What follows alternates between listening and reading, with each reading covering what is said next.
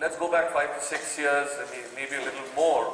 The traditional data center that you had was a very simply, built on these three principles that, you plan for a data center, you find an area that you would like to build your data center, you build it, so you source your different components, etc., that you need to run your applications, and ultimately you figure out that you need a sizable enough team that is going to operate these data centers.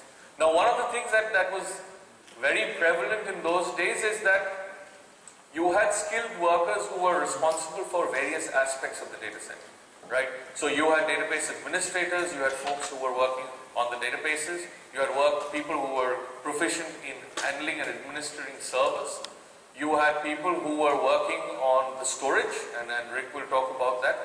So you had storage admins, you had folks who were working on event monitoring and monitoring the overall health of the data center. And finally, you are the application guys who never liked the infrastructure guys in the first place.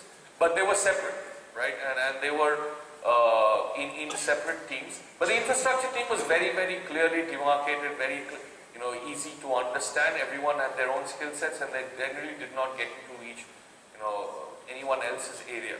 Those principles of governance and cloud brokerage are sort of governing this concept of the hybrid data center. And hybrid data centers are something that have arrived and are going to be here for quite some time. Why? Because most enterprise IT shops have to deal with two essential problems. One is that how do I deal with the legacy that I have? So it's not a question of everything new. Office 365 is great, it's new. But how do I run my SAP platform or my Oracle ERP platform? Do I still run it on premise? And if that is the case, yes. But I still want some of the best of the future because the business wants that as well. How do I merge these two things together, and how do I run this to a single IT team, being able to govern that properly and make it secure?